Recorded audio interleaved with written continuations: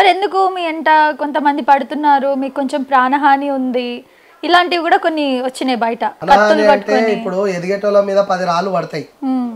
ఇప్పుడు మీరు మంచిగా ఇంటర్వ్యూలు చేసుకుంటా మంచి స్టేజ్కి వెళ్తుంటే మీ మీద నిందలు మోపడం లాంటిది, మీ మీద అటాకులు చేయడం లాంటివి, మిమ్మల్ని ఆపడము, మీ ఛానల్ని ఎదగకుండా చేయడం లాంటిది, మీ మీద ఫోకస్ చేసి మీ మీద నెగిటివ్గా పాజిటివ్గా కొంచెం ఇక్కడ మాటలు అక్కడ మాటలు పెట్టిన వాళ్ళు చాలామంది ఉన్నారు కదా.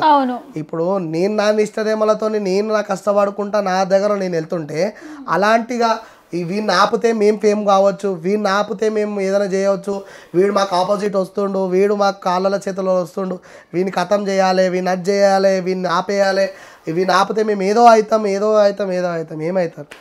అట్లాంటి శత్రువులు నా ఎంబడి వండుకుంటా నా తిని నా పక్కన వండుకున్న నా తమ్ముళ్ళు కొంచెమంది, అంటే నా తమ్ముళ్ళు కొంచెమంది నేను చచ్చేదాకా నాకు సర్దారిచ్చే ఉన్నారు, నా తమ్ముళ్ళు ఉన్నారు. కానీ కొంచెమంది దీంట్లో తమ్ముని రూపంలో వచ్చి వాళ్ళ యాక్టివిటీస్ని నన్ను నమ్మించి నన్ను గొంతు కోయడము, నా విషయాలు బయట వాళ్ళకి చెప్పడము, నా పైన నెగిటివ్గా మాట్లాడడము, ఇట్లాంటి చిల్లర చేతలు చాలా చేశారు. కానీ నా శత్రువులే నా మిత్రులు. ఆ శత్రువుల వల్లనే నేను ఒక్కొక్క స్టేజ్ని ఒక్కొక్క రీచ్గా వెళ్తున్నా. ఎందుకంటే శత్రువులు లేకపోతే ఇవాళ నాకు ఇంటర్వ్యూ తీసుకోవడానికి మీరెందుకు వస్తారు, ఎవరు ఎందుకు వస్తారు? సాఫీగా నా బతుకు నేను సాగిపోతుంది కదా. ఏదో పోతరాయసం వేసుకున్నామా, వెళ్ళిపోయినామా, దర్శనం చేసుకున్నామా, వచ్చినామా, తిన్నామా, పన్నామా. శత్రువులు ఉండడం వల్లనే రోజుకి పేరు పెరుగుతుంది కానీ తగ్గుతలేదు. అందుకే ఈ శత్రువులకి ఏమంటున్నా అంటే ఆ తల్లి వాళ్ళని ఇంకా కొన్ని రోజులు చల్లగా చూడాలి, వాళ్ళు ఇంకా ఒక స్టేజ్ నుంచి ఇంకా ఒక స్టేజ్కి వెళ్ళాలి. ఎందుకంటే 24 గంటలు నా తల్లిదండ్రులు నా తమ్ముళ్ళు నన్ను నమ్ముకున్న వాళ్ళు యాద్ చేయకపోయినా కానీ 365 రోజులు వాళ్ళ నాలుకకి వాళ్ళ ఆలోచనలో తల్వార్ శివ అని చెప్పి గుర్తు తెచ్చుకొని వాళ్ళ ఆయుష్ గిట్ట నాకు పోసి ఇంకా ఆయుష్ మంచిగా చేస్తాను. మీ ఫ్యామిలీకి ఏమైనా ప్రమాదం అట్లా ఉందా? అంటే మీ వరకు అంటే ఓకే మీరు స్ట్రాంగ్గా ఉన్నారు కదా. నేను స్ట్రాంగ్ ఉన్నాననేసి వ్యక్తిగతంలో నా వరకే. ఒక్కటి ఏంటంటే నేను ఒకసారి నా ఫ్యామిలీ జోలికి ఏదైనా వస్తుంది, నా ఫ్యామిలీకి ట్రెడ్ ఉంది, నా ఫ్యామిలీకి ఏమైనా అవుతుందని చెప్పి నాకు కొంచెం గిట్ట ఏదైనా తేడా కనబడితే నాకు పోతరాయేశం నీ అమ్మవారిని తల్లిదండ్రులు అందరినీ పక్కకు జరిపేస్తే ఇక నా అంత మెంటల్గా ఒకడుంటాడు. అది ఏ కేసు అయినా కానీ నేను సావని బతకని. ఒక్కసారి నా ఫ్యామిలీ జోలికి ఎవడన్నా అటాక్ చేయడం కానీ ఏలెత్తి చూపెట్టడం లాంటిది అంటే సమాజంలో నేను ఏమైనా తప్పు చేస్తే ఒప్పుకుంటా, నిలదీస్తే సారీ చెప్తా, తప్పుంటే తన్నులు తింటా. కానీ ఏం తెలియని నా ఫ్యామిలీ దగ్గరికి వస్తే మాత్రం వాడిని మాత్రం ఇడవ. ఎందుకంటే వాళ్ళేం పాపం చేయలేరు, వాళ్ళేం తప్పులకు రాలేరు కదా.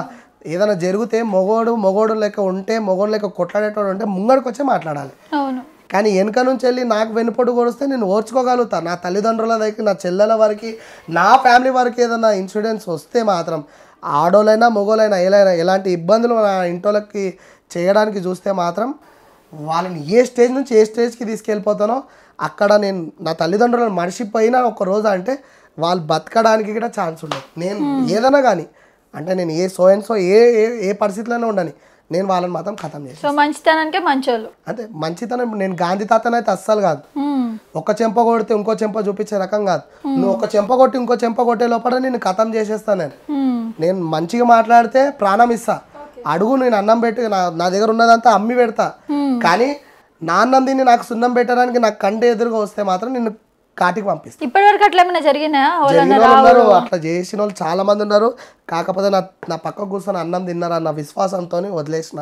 ఆ తల్లి చూసుకుంది అనుకున్నా, కానీ ఆ తల్లి గిట్ట నిజంగా నా ఎంబడి ఉంది.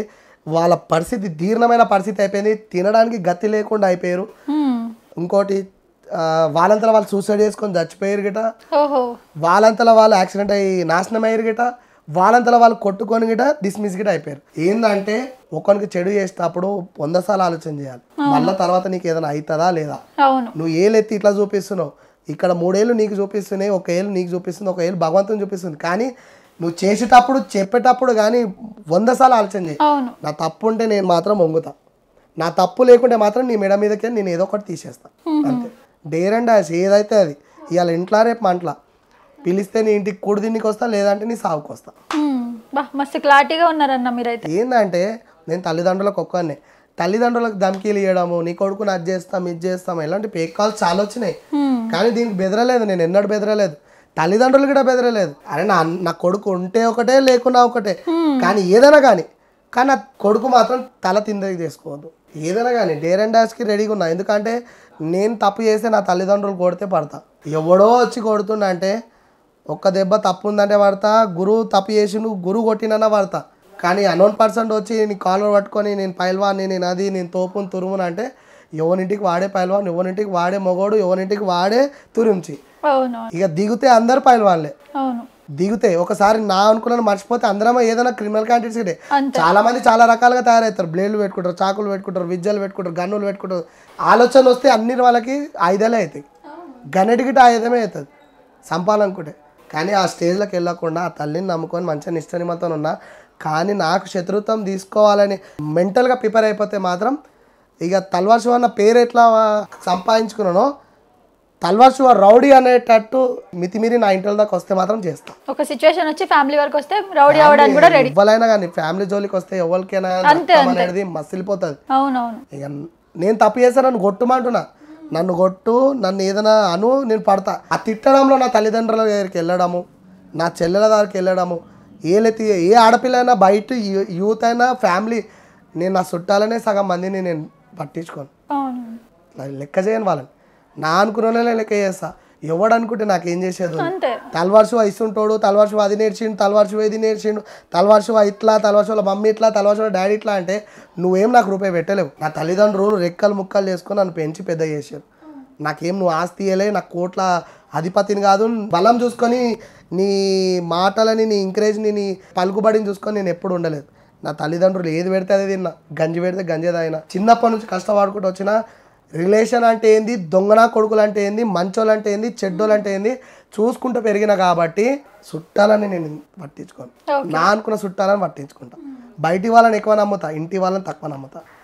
నాకు రిలేషన్తో సంబంధం లేదు, బయట వాళ్ళతో సంబంధం. బయటి వాళ్ళు ఏదైనా అయితే విత్ ఇన్ సెకండ్లో అందరు వచ్చేస్తారు. చుట్టాలు అనేటోడు సావేయటానికి వస్తాడు. అయితే అలా చేయడం, నా ఎంబడి అనుకుంటూ నాకు వెన్నుపోటు కొడవడం ఏంటంటే, అంటే నేను మీ మీడియా ద్వారా ఒక ఆన్సర్ తెలియజేస్తున్నాను. ఏంటంటే నమ్మిన వాడిని అస్సలు మోసం చేయకండి. నమ్మితే స్నేహమైనా కానీ ఏ రిలేషన్ అయినా కాటి దాకా వచ్చేదాకా అయితే ఉండాలి.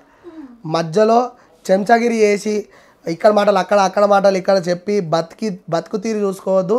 ఆ నమ్మకం అనేది ఓడగొట్టవద్దు. ఆ నమ్మకంని ఎప్పటిదాకానే పెట్టుకోవాలి. కానీ ఈ చిన్న చిన్న గొడవలకి తల్లిదండ్రుల దగ్గరికి వెళ్ళి తల్లిదండ్రులను బాధ పెట్టినోడు పెద్ద మూర్ఖుడు, ఆనంత దళితుడు ఎవడు ఉన్నాడు. ఏదైనా గొడవ వస్తే ఫ్రెండ్ అయినా కానీ ఇంటి దాకా వెళ్ళకుండా దాన్ని అక్కడనే క్లియర్ చేసి మళ్ళీ ఏం తెలియనట్టు ఇంటికి వచ్చేడు వాడే రియల్ అయిన ఫ్రెండు, రియల్ అయిన బ్రదరు, అన్న, సో అండ్ సో అంతే. కానీ ఆ ఇబ్బందులను ఇంటికాడ తీసుకొచ్చి తనకంటే ముందు తల్లిదండ్రులకు చెప్పి తల్లిదండ్రులను బాధ పెట్టేటోడు పెద్ద దళిద్ర మూర్ఖుడాడు. ఎందుకంటే వానంత క్యారెక్టరు ఈ భగవంతుడు ఎవడు ఏడవచ్చు. So waste కాలంటారు. చెప్తే ఇంటే బాగుంటుంది, చెడంగా చూడాలంటే ఇక అదే చూడాలి.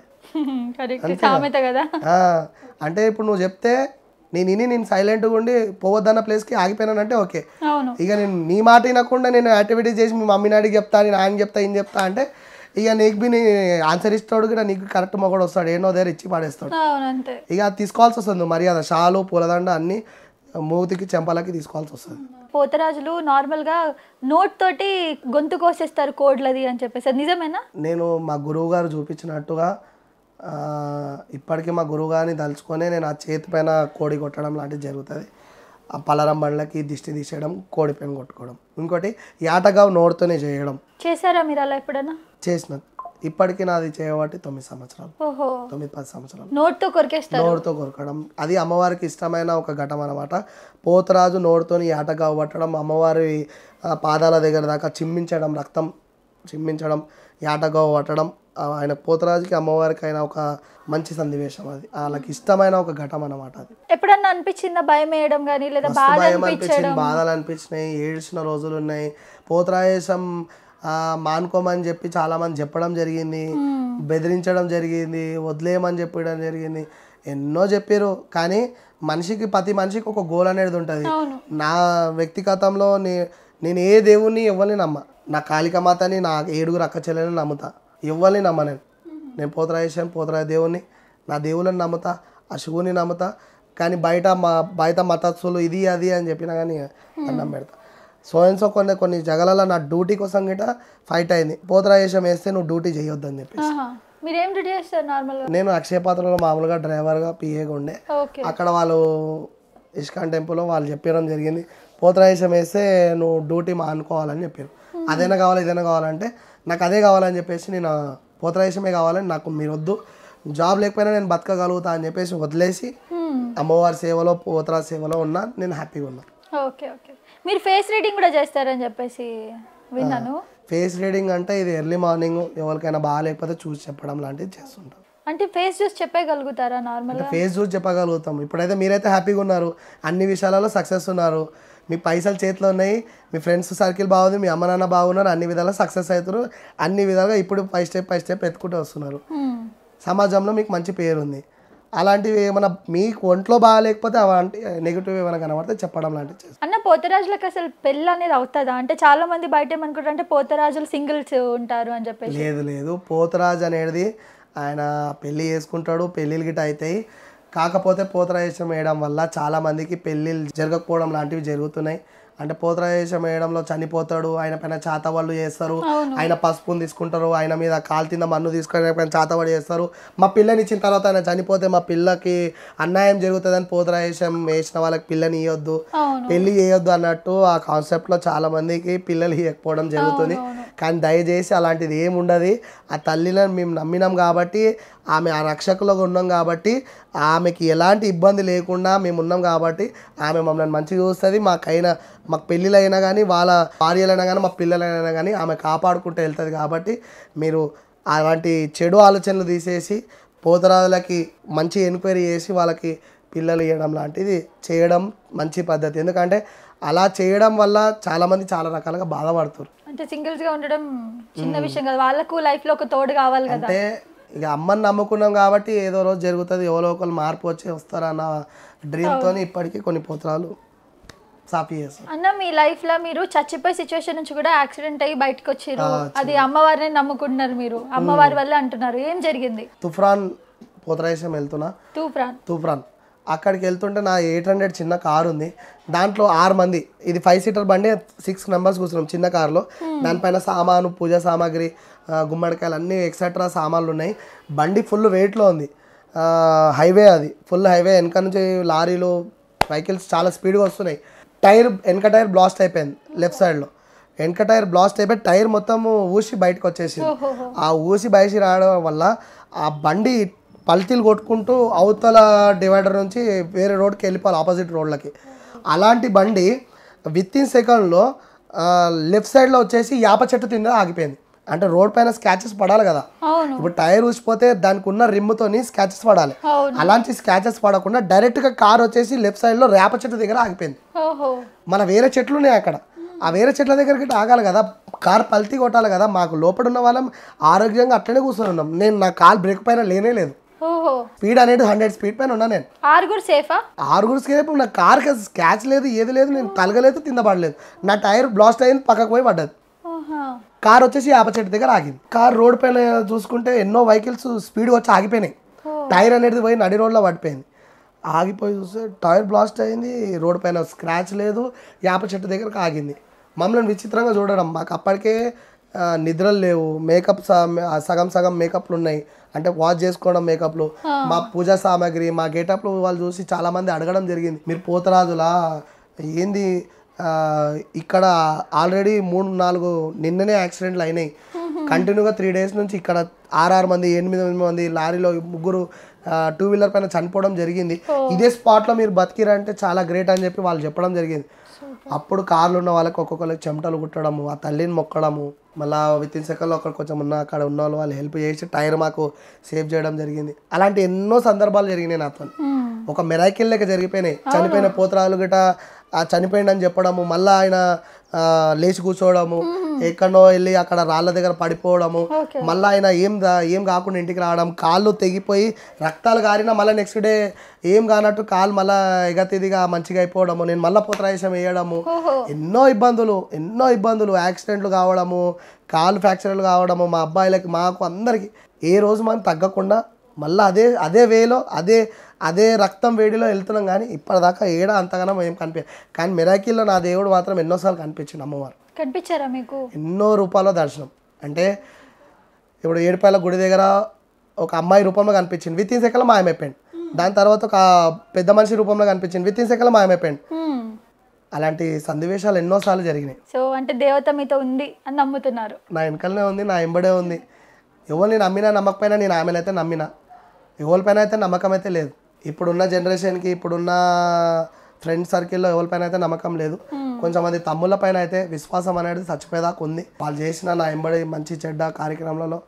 కానీ అలానే శత్రువులు తీసుకున్న వాళ్ళపైన బి నమ్మకం ఉంది. ఏంటంటే సో టైంలో నువ్వు పడిపోతావు అన్న నమ్మకం ఉంది. నేను మళ్ళీ నిన్ను చూస్తా అన్న ఒక డ్రీమ్ అవుతుంది. కానీ నా ఎదుగుదలకు నా తమ్ముళ్ళు ఎంత సపోర్ట్ చేసారో వాళ్ళు కూడా మంచిగా నాతో పాటు ఇంకా మంచి పేరు తెచ్చుకోవాలన్న ఆలోచనతోనే ఉన్నా. ఇక శత్రువులు అయితే ఎప్పటికి ఉండేదే. కానీ ఆ తల్లి వాళ్ళకి కూడా కనిపించాలి కదా, కనిపిస్తే మంచి చెడ్డ అన్నీ కనబడతాయి. అప్పట్లో ఉన్న నిజాం సర్కార్కే కనబడ్డదంటే మనకి కనబడ్డదంటే మనం దేవునితో ఒక సమానం. థ్యాంక్ యూ అన్న, థ్యాంక్ యూ సో మచ్. మీ సమయం ఇచ్చారు ఇంత బిజీ షెడ్యూల్. మీరు కూడా వచ్చి తీసుకున్నందుకు నాకు మంచిగా అనిపించింది. మీరు అడిగే క్వశ్చన్లో గిట్ట నాకు మంచిగా అనిపించింది. మీ ఛానల్ సబ్స్క్రైబ్ చేసుకోవాలి, బెల్ ఐకాన్ చేయాలి. నేను చెప్పిన మాటలలో ఏదైనా తప్పు ఉంటే మీరు కామెంట్ రూపంలో నాకు తెలియజేయండి. ఎవరికైనా మనుషులకి నేను నా మాటల ద్వారా ఏమైనా ఇబ్బంది అనిపిస్తే నేను రియల్లీ సారీ చెప్తున్నా. కానీ ఏదైనా ఉంటే ఇంకా పోతల విషయంలో ఏదైనా గెటప్ చేంజ్ చేయడం కానీ, ఇంకా ఏదైనా యాక్టివిటీస్ ఏమైనా ఇంకా మారవాలి, ఇంకా పై ఎత్తు ఏమైనా చేయాలనుకుంటే కామెంట్ రూపంలో తెలియజేయండి. పక్కా నేను చేంజ్ చేసి చేస్తాను. థ్యాంక్ యూ అన్న, థ్యాంక్ యూ సో మచ్.